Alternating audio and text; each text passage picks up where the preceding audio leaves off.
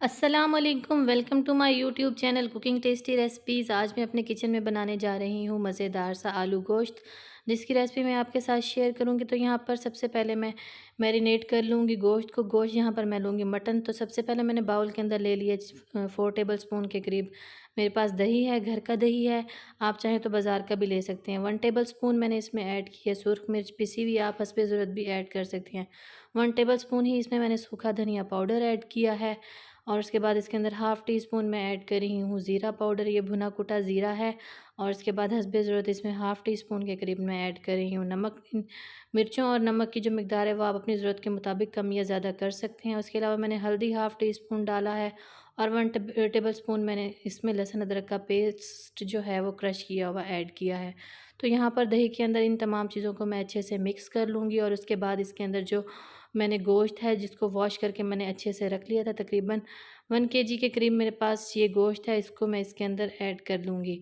तो यहाँ पर इसको अच्छे से मैरिनेट कर लेने के बाद इसको मैं तकरीबन घंटे के लिए या फिर आधे घंटे के लिए इसको रेस्ट के लिए ज़रूर रख दूँगी। ज़्यादा से ज़्यादा हम इसको घंटा रेस्ट देंगे, कम से कम हम इसको आधा घंटा रेस्ट देंगे। तो ये देखिए यहाँ पर अच्छे से मैं इसको मसाले को इस मटन के ऊपर लगा लूँगी, ताकि जो ये है मटन इस मसाले के अंदर अच्छे से कवर हो जाए।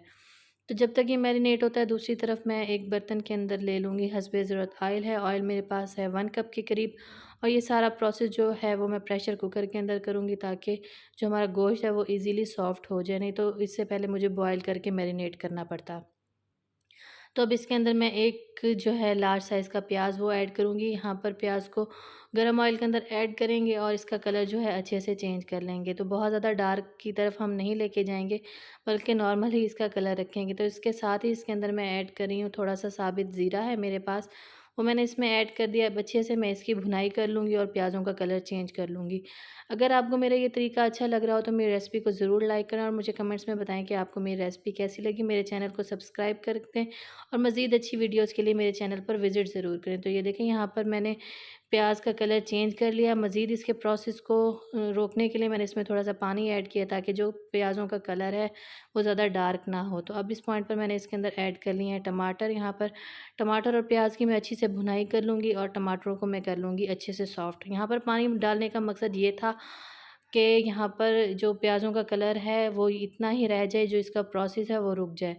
तो यहाँ पर मैंने जो है 1 table spoon half tea spoon मैंने उसके अंदर ऐड किया था लहसुन अदरक का पाउडर, और यहाँ पर हाफ़ टी स्पून मैं इसके अंदर ऐड कर रही हूँ। तो यहाँ पर मैं अच्छे से मसाले की भुनाई कर लूँगी, तब तक मसाले की भुनाई करूँगी जब तक कि ये सॉफ्ट नहीं हो जाते। अब ये देखिए यहाँ पर इसको मैरिनेट किए हुए तकरीबन आधा घंटा हो चुका था।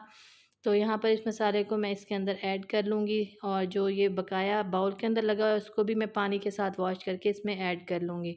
तो यहाँ पर हम लोग भुनाई करेंगे मटन की अच्छे तरीके से। मटन को गलाने में ज़रा टाइम लगता है, इसी वजह से मैं प्रेशर के अंदर कुकर के अंदर इसको कुक करूँगी। यहाँ पर ये देखिए मैं अच्छे से मसाले के साथ जो है मटन को मिक्स कर रही हूँ, ताकि मसाला और प्याज़ और जो टमाटरों का मिक्सचर है ये अच्छे से यकजान हो जाए। तो ये देखिए यहाँ पर मैंने इसकी 4 से 5 मिनट अच्छे से भुनाई की है। मसाला मेरा अच्छे से मिक्स हो चुका है। अब इस पॉइंट पर इसके अंदर मैं ऐड करूँगी जो वो पानी मैंने बाउल में ले लिया था, थोड़ा-सा ही पानी है इसमें, हाफ़ कप के करीब, वो इसमें ऐड करूँगी, ताकि पानी भी साथ-साथ ड्राई होता जाए और जो हमारा मटन है वो भी अच्छे से भुन जाए।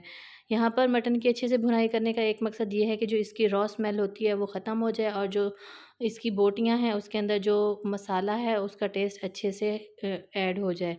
तो ये देखिए यहाँ पर इसको मैंने अच्छे से कुक कर लिया। अब मैं इसके अंदर ऐड कर रही हूँ आलू। आलू यहाँ पर मेरे पास थे 4 लार्ज साइज़ के, उनको उनकी कटिंग मैंने कुछ इस तरीके से कर ली थी, बहुत ज़्यादा छोटी कटिंग में नहीं लिए थे, बड़ी-बड़ी कटिंग ले ली थी, ताकि जब मैं प्रेशर कुकर के अंदर इनको कुक करूँ तो ये जब सॉफ्ट हो जाएँ तो बहुत ज़्यादा सॉफ्ट ना हो जाएँ, गल ना जाएँ, बल्कि थोड़े से ये साबित ही रह जाएँ। तो अब इस पॉइंट पर मैंने इसके अंदर ऐड की हैं 3 अदद सब्ज़ मिर्च है मेरे पास, इससे भी इसका टेस्ट बहुत मज़े का आता है। यहाँ पर आलूओं को मिक्स कर लेने के बाद इसके अंदर मैं लूँगी 2 गिलास के करीब मेरे पास पानी है। आप देख लें कि जिस हिसाब से आपका जो गोश्त है वो गले, और आपको जितनी इसकी ग्रेवी चाहिए आप उसी के मुताबिक ही इसका जो है पानी ऐड करके उसको ऐड कर सकते हैं। यहाँ पर 2 गिलास पानी डाल लेने के बाद यहाँ पर जो कवर है उसको मैं बंद कर दूँगी, और सीटी आने के तकरीबन 5 मिनट तक मैं सीटी आ जाने के बाद तकरीबन 5 मिनट तक हम इसका वेट करेंगे, और उसके बाद हम इसका जो लिड है उसको ओपन करेंगे।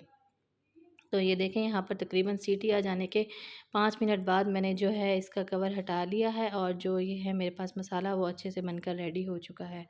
यहाँ पर मज़ीद इसको 2 से 3 मिनट के लिए हाई फ्लेम पर हम कुक करेंगे ताकि जो ऑयल है वो ऊपर रिमूव हो आए। और उसके बाद इसमें लास्ट में मैं ऐड करूँगी गरम मसाला है और मेरे पास और थोड़ा सा है सब्ज़ धनिया।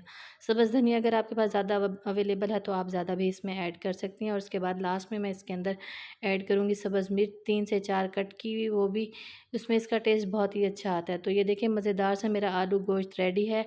तो अगर आपको मेरा ये तरीका अच्छा लगा तो मेरी रेसिपी को ज़रूर लाइक करें और मुझे कमेंट्स में बताएं आपको मेरी रेसिपी कैसी लगी। मज़ीद अच्छी वीडियोज़ के लिए मेरे चैनल का विज़िट ज़रूर करें। इसके साथ ही मुझे इजाज़त दें। अल्लाह हाफ़िज़।